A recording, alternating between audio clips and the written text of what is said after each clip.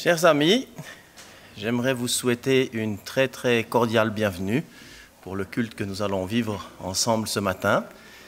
J'aimerais aussi adresser une très chaleureuse bienvenue aux personnes qui nous suivent par le biais de la diffusion. J'aimerais juste préciser une chose, vous voyez des chaises au milieu, là, juste vers la table. Si jamais ces chaises ne sont pas là pour être occupées, mais elles sont là pour éviter aux personnes de passer et de couper le champ de la caméra. Maintenant, si vous avez bien écouté ma voix, vous vous êtes aperçu que j'étais passablement enroué et qu'en effet, j'ai une grève assez importante, mais j'aimerais reprendre la célèbre déclaration, toute proportion gardée bien sûr, du pape Jean-Paul II pour sa première apparition en public. N'ayez pas peur. N'ayez pas peur parce que je me suis fait tester. J'ai fait le test Covid vendredi à Yverdon, au drive-in, pour avoir des résultats rapidement. Et j'ai eu ces résultats et ils étaient négatifs. Donc, pas de souci. Mais on garde la distance et les masques, bien entendu.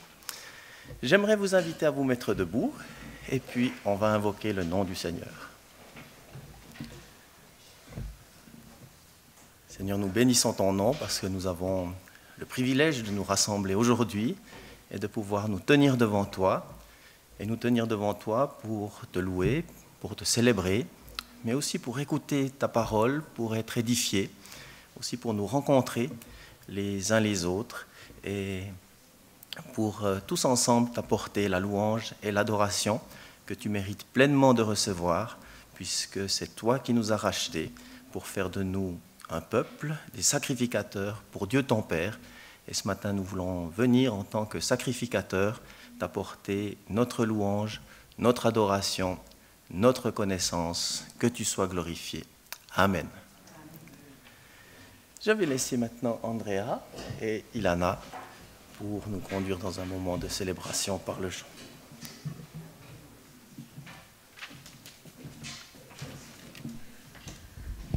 Bonjour, comment allez-vous? Ça c'est super. Ouais. Oui, on aime entendre sur cette simple question qu'on va bien.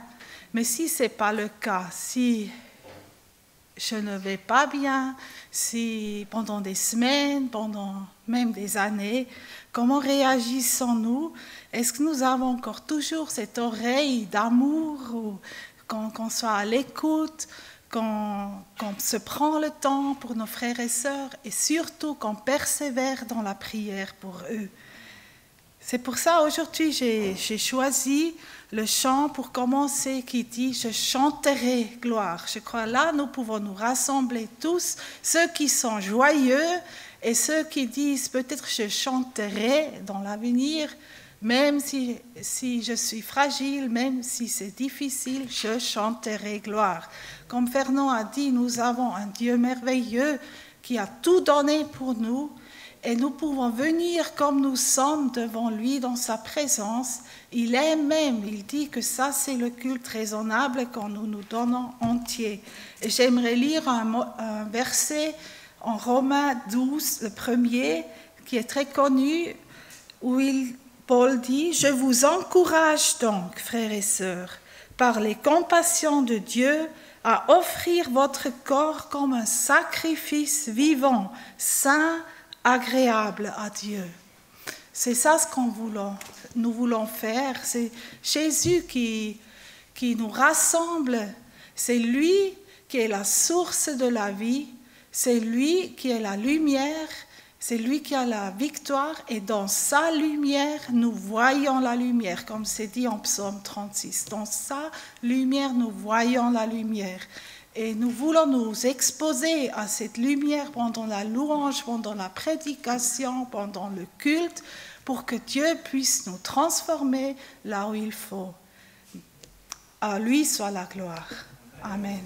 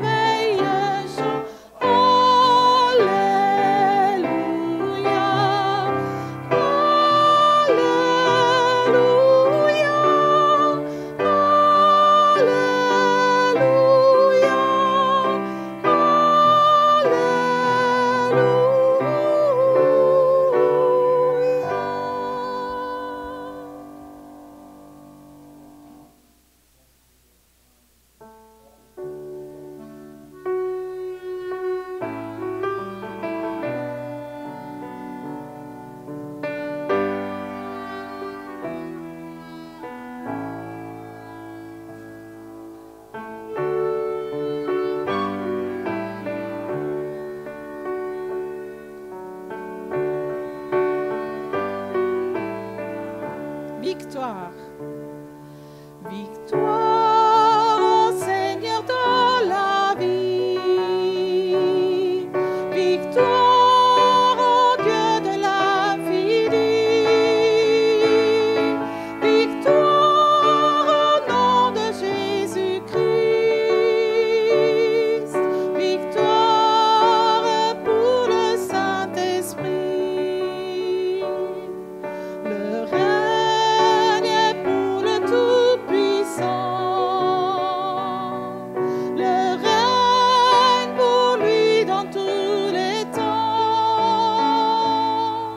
Car l'agneau a donné son sang. Qui crie victoire dès maintenant. Victoire au Seigneur de la vie. Victoire au Dieu de l'infini.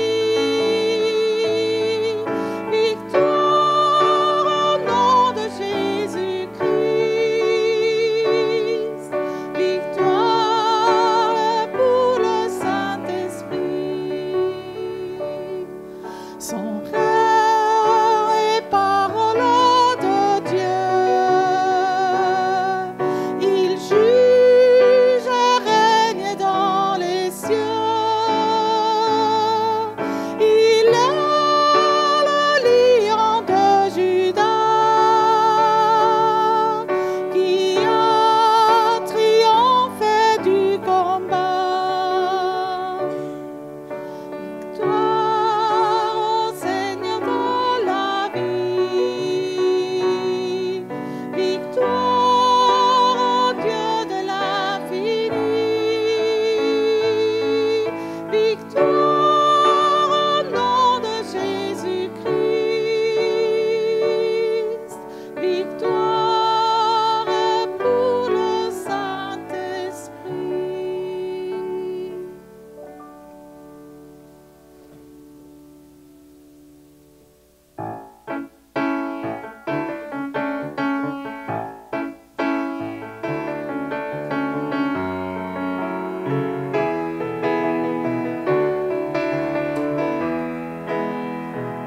Jésus, espoir des nations, Jésus, soutien de ceux qui pleurent.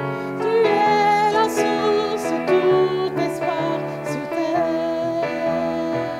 Jésus, lumière dans la nuit, Jésus, vérité en tout temps. Tu es la source de la lumière sur terre. Tu es venu vivre et mourir, briser les liens, ressusciter. Tu es l'espoir qui vit en nous. Tu es la roc solide et sûre. Tu es lumière, par ton éclat le monde voit. Ressuscité, tu es vainqueur, prince de paix, plein de douceur. Tu es l'espoir vivant pour celui qui te reçoit.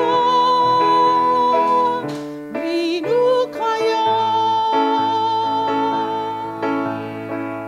Jésus, espoir des nations, Jésus, soutien de ceux qui meurent. Tu es la source de tout espoir sur terre. Jésus, lumière dans la nuit, Jésus, vérité en tout temps. Tu es la source de la lumière sur terre. Tu es venu vivre et mourir, briser les liens, ressusciter. Tu es l'espoir qui vit en nous. Tu es la roc solide et sûre. Tu es lumière, par ton éclat le monde voit. Ressuscité, tu es vainqueur, prince de paix, plein de douceur. Tu es l'espoir vivant pour celui qui te reçoit. Tu es l'espoir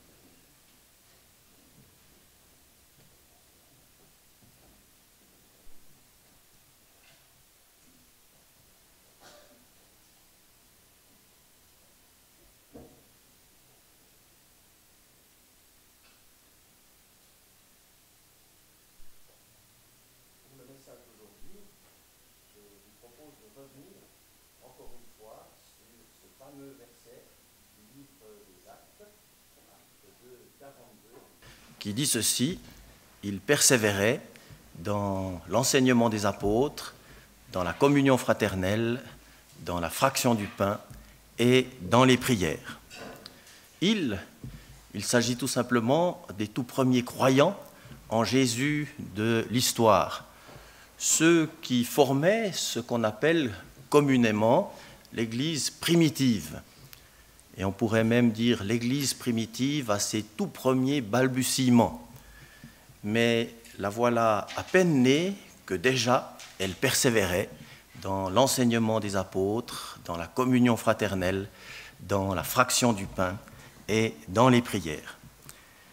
Et durant la série de messages que j'ai eu l'occasion de partager avec vous sur ce verset, on a vu que ce que vivait l'Église primitive peut nous inspirer, nous, aujourd'hui. Bien sûr, nos conditions de vie sont totalement différentes de celles des croyants de l'époque, mais on n'a pas trouvé mieux jusqu'à aujourd'hui pour persévérer dans la foi ou pour grandir dans la foi que de persévérer dans l'enseignement des apôtres, dans la communion fraternelle, dans la fraction du pain et dans les prières. Et durant les messages précédents, on a eu l'occasion de s'arrêter sur les 3 premiers éléments que je viens de citer. Il reste donc le 4e, à savoir les prières, et c'est bien sur ce sujet que j'aimerais vous inviter à méditer. Il persévérait dans la prière. On sait par le livre des Actes des Apôtres que ces premiers croyants en Jésus étaient tous juifs. Par conséquent, ils vivaient leur vie de prière à la manière juive, c'est-à-dire qu'ils se rendaient au temple à Jérusalem 3 fois par jour, à 9h du matin, à midi et à 15h. Mais le livre des Actes nous dit aussi que ces croyants se rassemblaient également dans les maisons. Et on en a un bel exemple un peu plus loin dans le livre des Actes, au chapitre 12, où une partie de l'Église, de croyants, un groupe de prière, était rassemblé dans la maison d'une dénommée Marie. Et là, ils priaient avec ferveur pour l'apôtre Pierre qui avait été emprisonné. Et leur persévérance dans la prière a porté son fruit, puisque Pierre a pu être libéré de cette prison miraculeusement. J'ai bien des raisons de penser que ces premiers chrétiens s'inspiraient pour leur prière de la prière du Seigneur, c'est-à-dire la prière que le Seigneur avait enseignée à ses disciples, autrement dit, le Notre Père. Celle-ci faisait tout simplement partie de l'enseignement des apôtres. Ils l'avaient apprise du Seigneur lui-même, et le Seigneur avait ordonné par la suite à ses disciples de transmettre son enseignement aux disciples qui viendraient après eux. Par conséquent, il apparaît tout à fait logique de penser que ces premiers croyants connaissaient cette prière du Seigneur et s'en inspiraient pour leur propre prière. On ne le sait peut-être pas toujours, mais cette prière du Seigneur, le Notre Père, est en fait une prière juive. D'ailleurs, plusieurs ont remarqué sa proximité avec une autre prière juive qui s'appelle le Kaddish et qui se dit, si je ne fais erreur, lors des enterrements. On pense parfois que c'est la prière pour les morts, mais ce n'est pas le cas. C'est une prière qui se dit simplement lors des enterrements. Et les disciples avaient demandé, eux, à Jésus de leur enseigner à prier, et en cela, ils n'avaient rien fait de particulier ou d'extraordinaire, puisque dans le contexte de l'époque, c'était tout à fait courant que des disciples de tel ou tel maître demandent à leur maître de leur enseigner une prière. Et c'est ce qu'ont fait les disciples de Jésus, et il leur a enseigné le Notre Père, et par la suite, ces disciples l'ont enseigné à d'autres disciples et par conséquent, on a toutes les raisons de penser que le Notre Père était en quelque sorte la prière modèle que priaient ces premiers chrétiens. Alors comprenez-moi bien, je ne dis pas qu'ils ne priaient que cela ou qu'ils récitaient le Notre Père comme des moulins à prière, mais très certainement qu'ils s'en inspiraient et si tel est bien le cas, ils avaient parfaitement raison de le faire. Comme nous avons raison, nous aussi, de le faire si c'est notre cas. Et ceci pour la raison suivante, c'est que cette prière du Seigneur contient à elle toute seule tous les éléments qui devraient habiter notre prière. Des éléments tels que la reconnaissance, la louange, l'adoration. En effet, Notre Père commence par « Notre Père, que ton nom soit sanctifié ». Et puis cette prière se poursuit par la demande de l'accomplissement des promesses de Dieu. Que ton règne vienne, que ta volonté soit faite sur la terre comme au ciel. Et puis elle continue par l'exposition des besoins personnels. Donne-nous aujourd'hui notre pain de ce jour. Et encore par l'humiliation, la repentance, la demande de pardon. Pardonne-nous nos offenses, comme nous pardonnons aussi à ceux qui nous ont offensés. Et cette prière du Seigneur contient également des éléments qui se rattachent au combat spirituel, lorsqu'il est dit « Ne nous laisse pas entrer dans la tentation, mais délivre-nous du mal », ce qui pourrait également être traduit par « Délivre-nous du malin », c'est-à-dire du diable. Et puis elle se termine par cette proclamation de la souveraineté de Dieu, car c'est à toi qu'appartiennent le règne, la puissance et la gloire.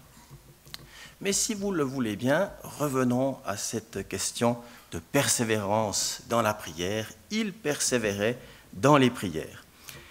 Et on pourrait bien entendu voir beaucoup de raisons pour lesquelles on a à persévérer dans la prière.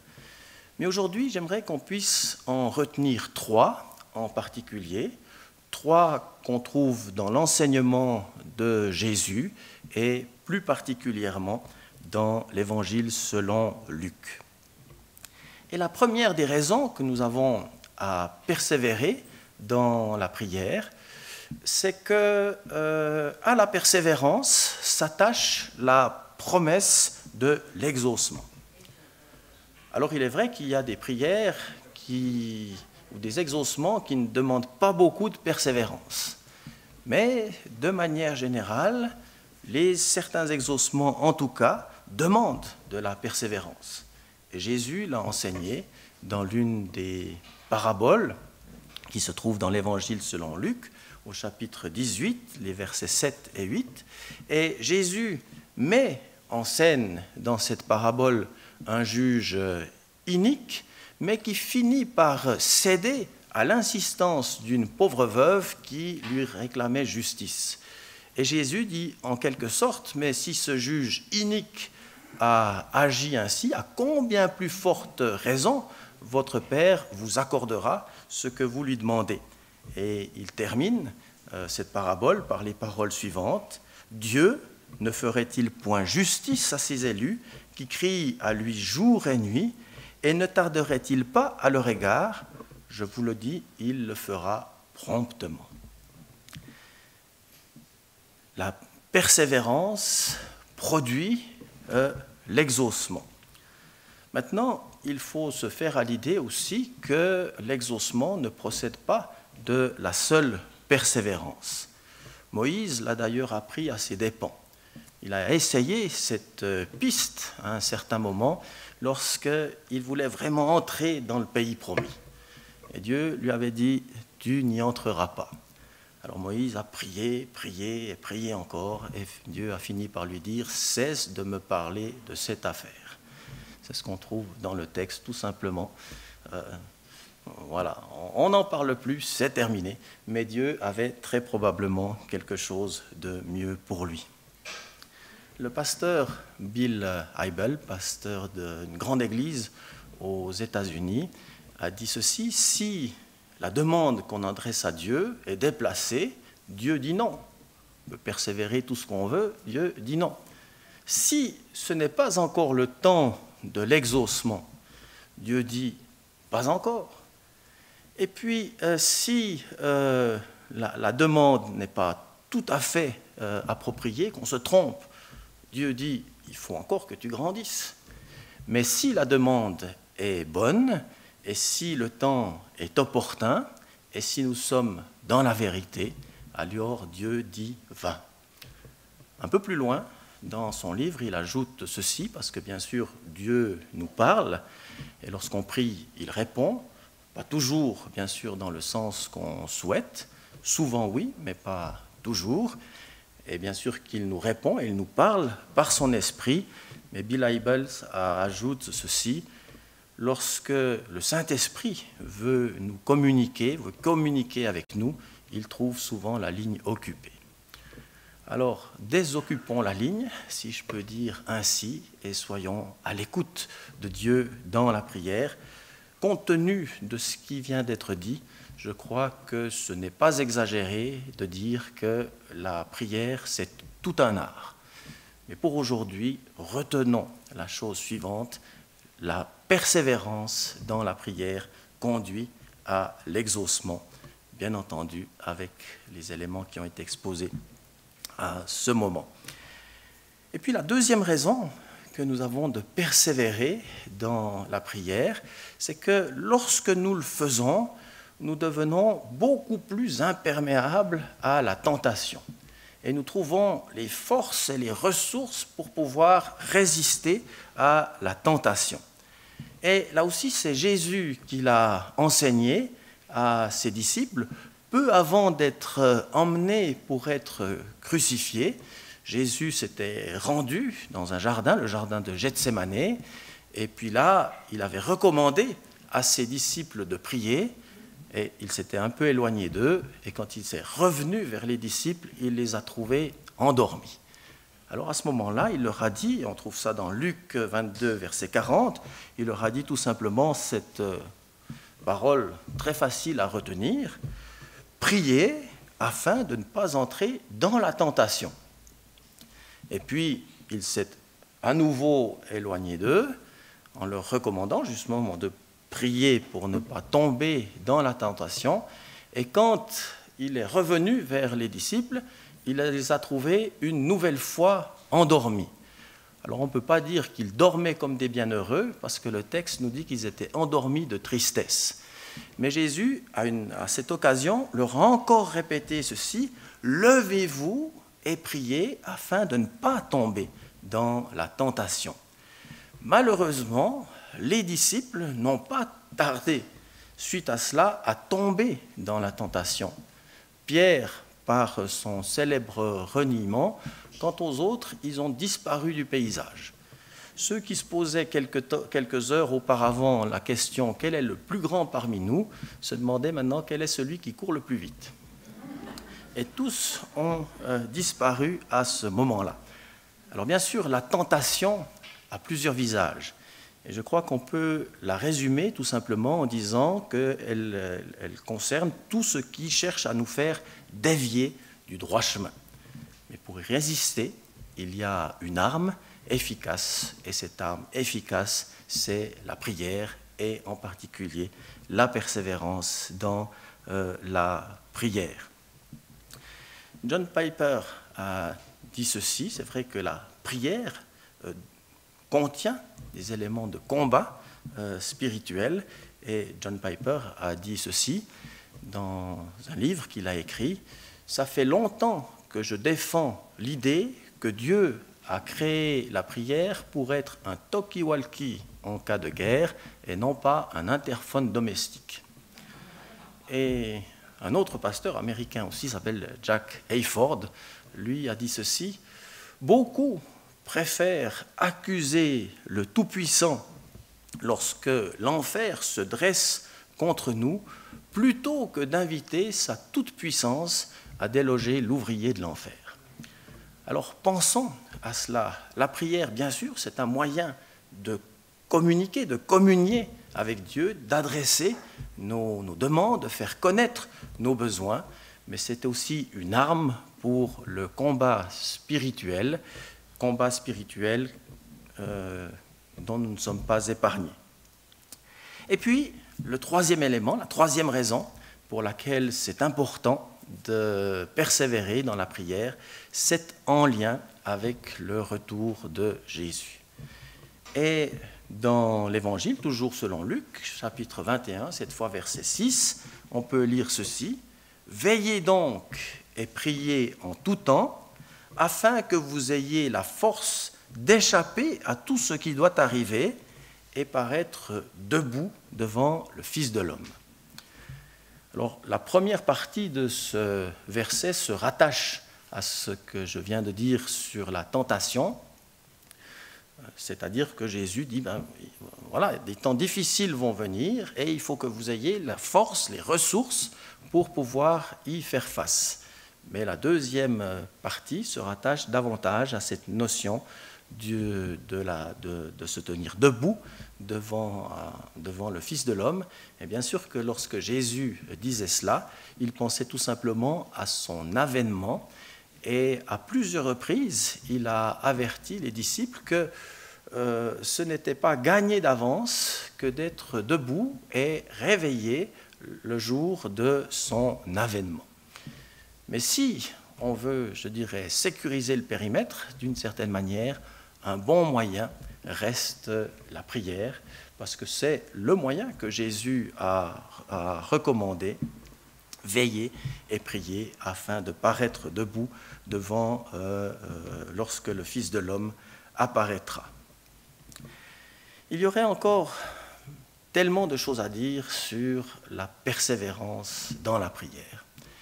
Mais pour aujourd'hui, j'aimerais qu'on puisse retenir ces trois choses en particulier qui sont importantes. D'abord, la persévérance dans la prière amène l'exaucement.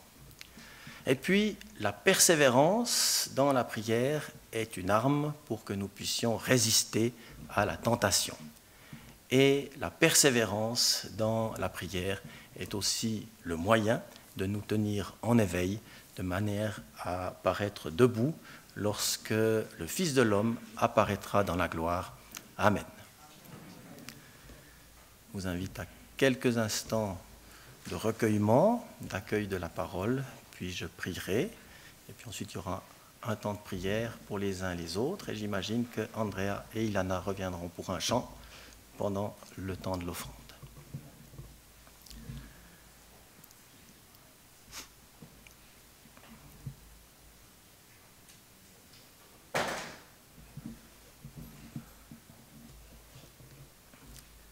Seigneur, nous voulons bénir ton nom parce que nous ne sommes pas les premiers dans l'histoire à croire en toi.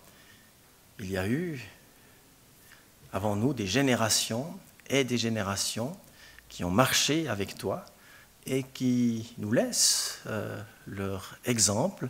Et c'est le cas de cette Église primitive de laquelle il est dit qu'il persévérait dans l'enseignement des apôtres, la communion fraternelle, la fraction du pain et les prières.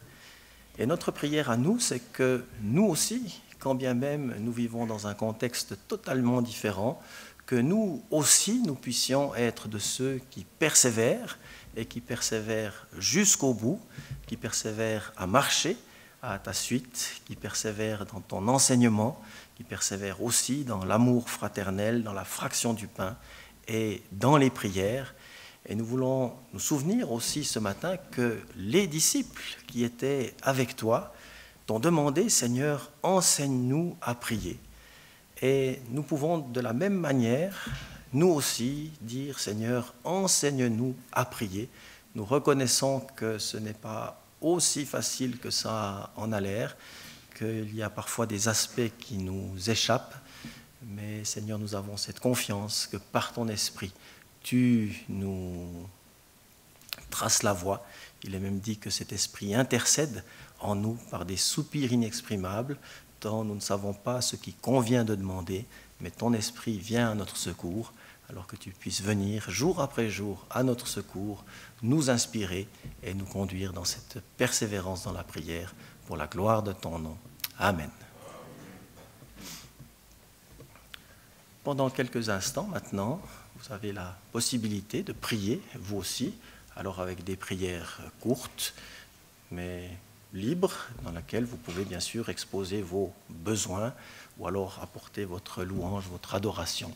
On est là pour adorer, pour louer, pour glorifier notre Dieu. Ça va être le moment aussi de l'offrande maintenant. Alors je vais demander à Andrea et Ilana de venir, et puis comme on le fait régulièrement maintenant, les paniers sont devant et puis vous pouvez vous approcher pour déposer votre offrande.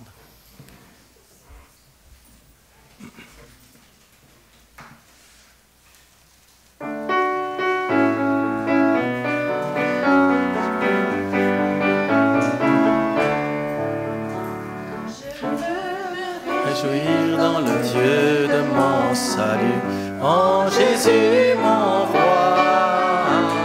Je veux me réjouir dans le Dieu de mon salut, en Jésus mon roi. Je veux me réjouir dans le Dieu de mon salut, en Jésus mon roi. Je veux me réjouir dans le Dieu de mon salut, en Jésus mon roi. Il rend mes pieds semblables à ceux des rochers. Il me fait marcher sur les lieux élevés. L'éternel est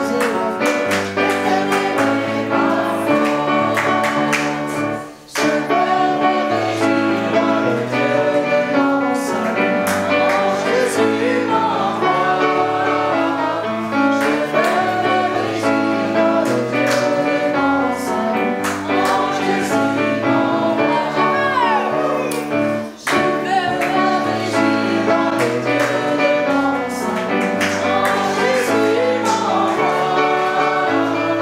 Je veux me réjouir dans le Dieu de mon salut, en Jésus mon roi. Je veux me réjouir dans le Dieu de mon salut, en Jésus mon roi. Il rend mes pieds semblables à ceux des rochers. Il me fait marcher. Il me fait marcher sur les lieux élevés. L'éternel est ma force. Alléluia, Alléluia, Alléluia, Jésus. Alléluia, Alléluia, Alléluia, Jésus. Alléluia, Alléluia, Alléluia, Jésus. Alléluia, Alléluia, Alléluia, Jésus.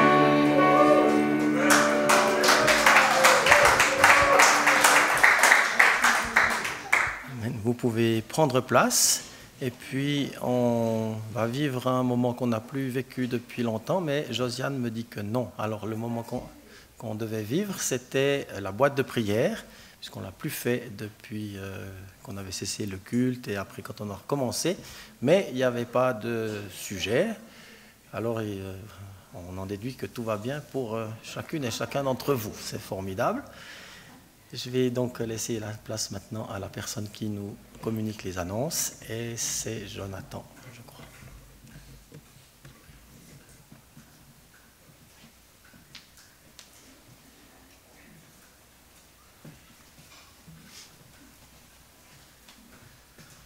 Pour annoncer aussi la prière.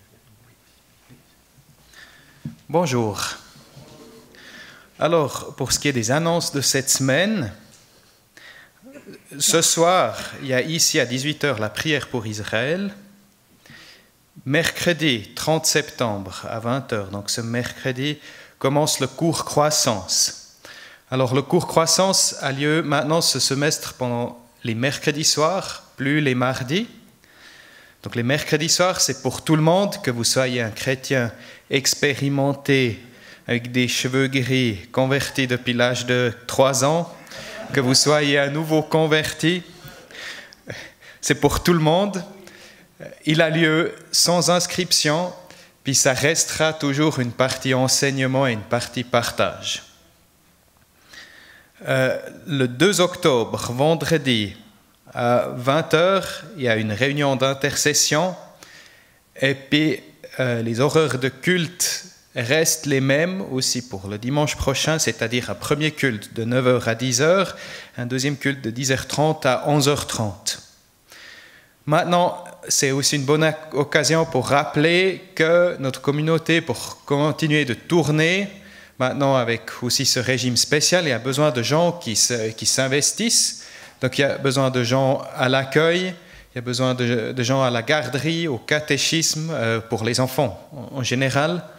Et puis aussi des gens qui filment le culte, qui font le montage vidéo, qui gèrent la plateforme streaming.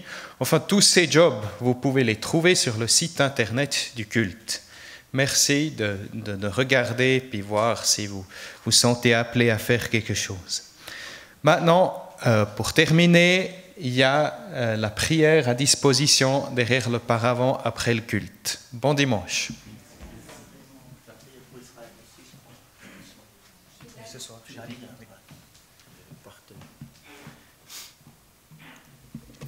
Merci beaucoup, Jonathan. On va se mettre debout et puis on va invoquer le nom du Seigneur pour terminer. Seigneur, nous te bénissons et nous sommes reconnaissants d'avoir pu nous rassembler aujourd'hui et nous avons cette certitude, Seigneur, que tu demeures avec chacune et chacun d'entre nous, que tu puisses nous garder persévérants en toi et que ta paix et ta grâce puissent être déposées sur chacune et chacun par Jésus-Christ notre Seigneur. Amen. Je vous souhaite une bonne fin de matinée et à tout bientôt.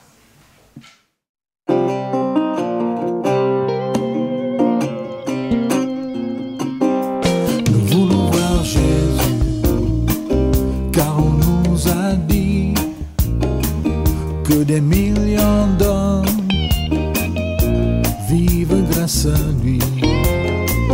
Et que même des morts reviennent à la vie. On entend des chants, des danses, des échos de l'espérance. Nous voulons voir Jésus.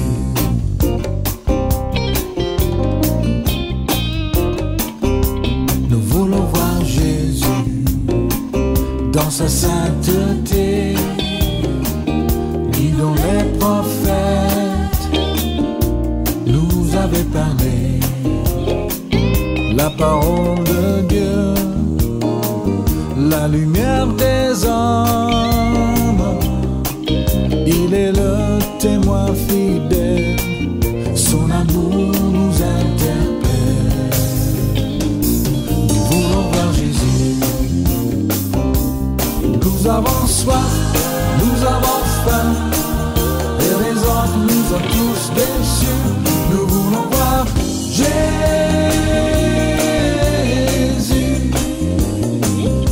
Nous voulons voir Jésus.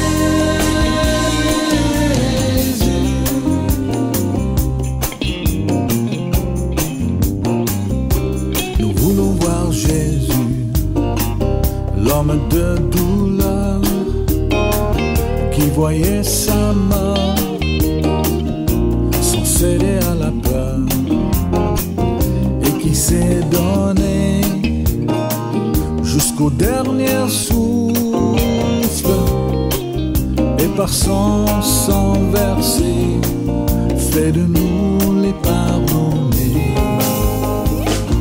Nous voulons voir Jésus.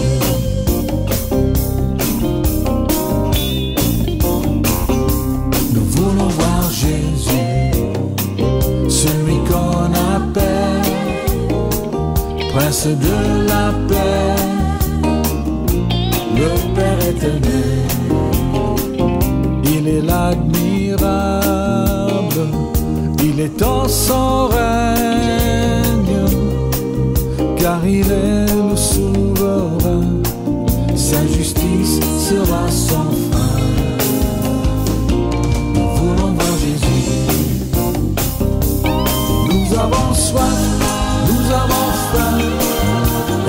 autres nous ont tous déçus. Nous voulons voir Jésus.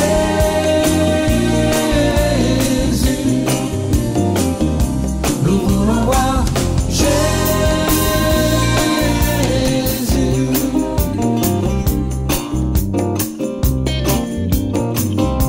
Nous voulons voir Jésus, car il nous rappelle que son sacrifice n'est pas virtuel, mais il vit toujours, réel et tangible,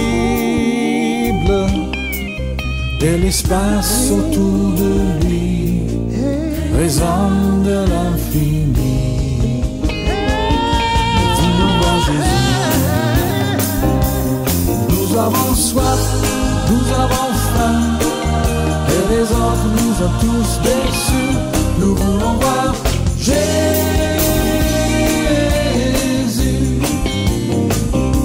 Nous voulons voir Jésus.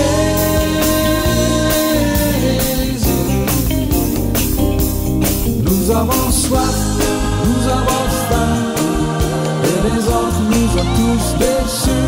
Nous voulons voir Jésus.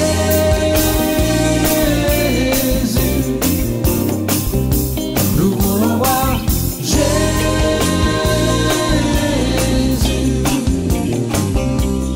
Nous avons soif, nous avons faim.